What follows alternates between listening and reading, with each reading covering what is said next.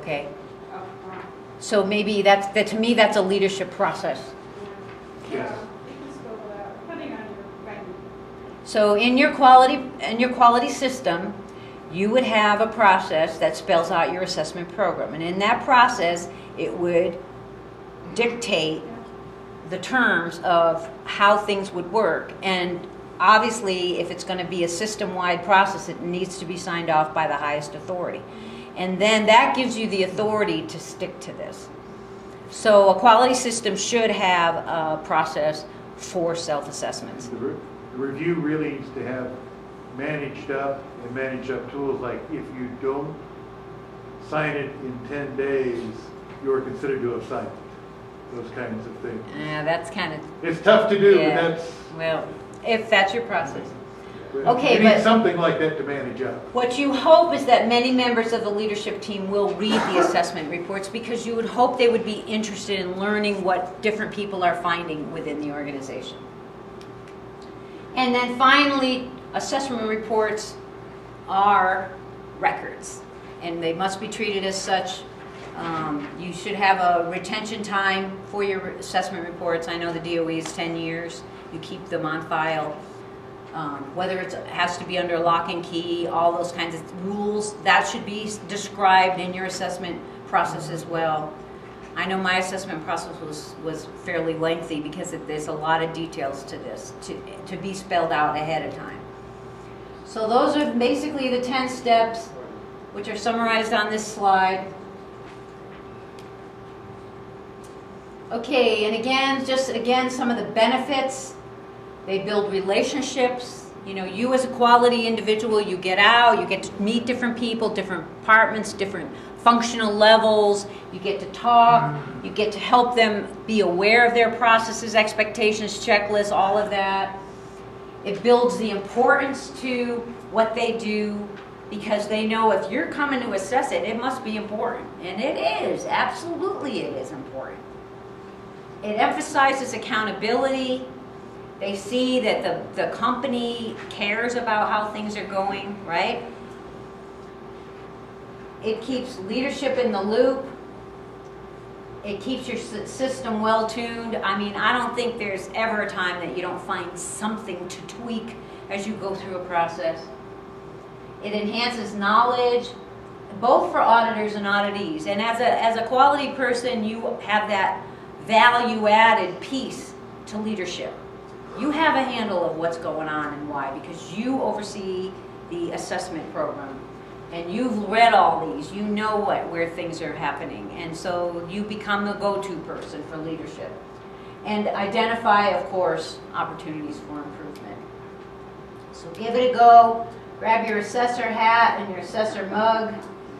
The only real mistake is the one from which we learn nothing, right? We're there to learn. Anytime I can help. My phone should work next week. They gave me a number, and it only works if you dial it like internally. I don't know. They said maybe next week. So you're going to be assessing IT? You're going to be assessing the IT department? I know. So, okay, for handouts, I have, I just couldn't stop myself. This is self-assessment guidelines and examples, kind of just, this could help if you were like trying to train some people. I have one of the struggles that, and Karen's well aware of this, that we worked on over the DOE is trying to agree on definitions. What is a finding? What is a deficiency? When do you have an opportunity for improvement? So this is what I had put together, that 4 definitions. You don't have to use these definitions. It's just, I just want you to have definitions when you do put your self-assessment program together. I didn't know, you probably all have the audit handbook, but in case you don't, there's this is a example of a notification letter if you wanted a template. This is an example of an assessment report, front and back. Well, I guess I did 2 pages on it, but a simple assessment report anyone can learn to use. This is an example of an audit plan, if you need one of those. And finally, this was Oh, this is, was an example of auditing against like a criteria, like an ISO checklist, for example, if you're auditing against criteria. So I'm gonna take the clips off and put them, I guess, in a pile somewhere, okay, out on the table. The And table's still there. oh, the table's still there? And you can just take which one you're interested in. So, sorry, did I run long? Any questions? Anything else? Comment? Yes, I sir. wish I had listened to you years ago before I ever tried to be an inspector. Do you have a book written about this? That's all we really need to know, right? You really need to know that?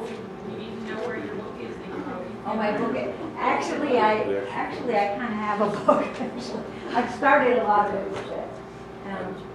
Well, anything you need from me, just really. You know, that's one of the beautiful things about qualities that we share, right?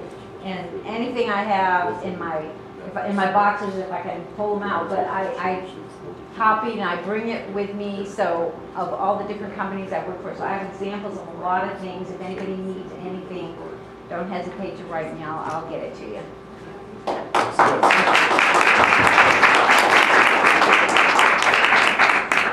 And Gail, as our speaker, you get a virtual $25 gift card to the restaurant. We buy for. Stan has the gift card, since Stan's not here. So it's a virtual card at this point. That's what you do get if you're if you come and speak. We do always have opportunities for speakers. You get a free meal. You get $25 to eat again. And you know, there's a lot of interest in new topics. And so if you've got an idea, you've got something you want to complain about, why does it work like this? Topics can be pretty free range. Just reach out to Carl Rickers, our speakers manager, speakers chair, and tell them what you want to talk about. With that, we're done. Our next meeting is in April. I think it's like the 20th. Thank you. It will be a half an hour earlier. At least that's our plan, to better accommodate people with children or who don't like to stay out, you know, too late. And feel free to go. We're going to take these stand-ups from Gail and put them out on the. Something in Gail's presentation tweaked the memory. Well, I think it was a good meeting. That you might all be interested in is, like the mug shown here is available from Cafe Press. A lot of fun stuff that See you guys later. small